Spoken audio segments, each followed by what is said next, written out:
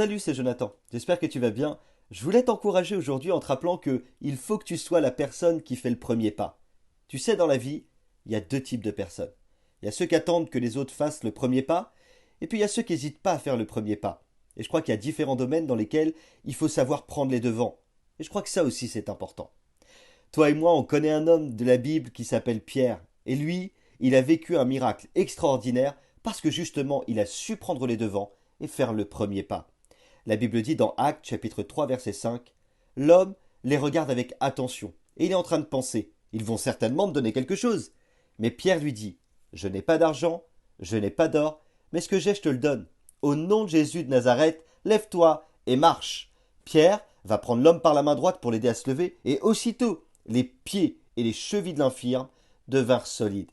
Tu vois, si tu fais le premier pas, tu vas vivre des choses auxquelles peut-être même tu ne t'attends pas.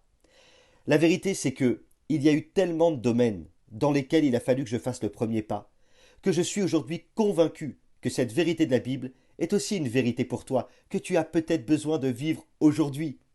Écoute, tu veux vivre plus? Alors vas-y, cherche plus. Tu veux que des portes s'ouvrent? Alors cherche à en ouvrir.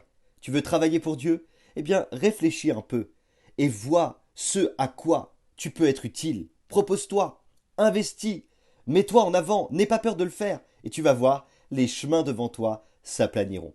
Si tu sens qu'une relation est bonne aussi, n'attends pas que cette personne vienne vers toi.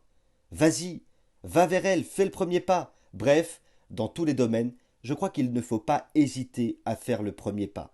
C'est parfois le premier pas qui fera le pas de la victoire et qui va déclencher derrière tout ce que tu attends.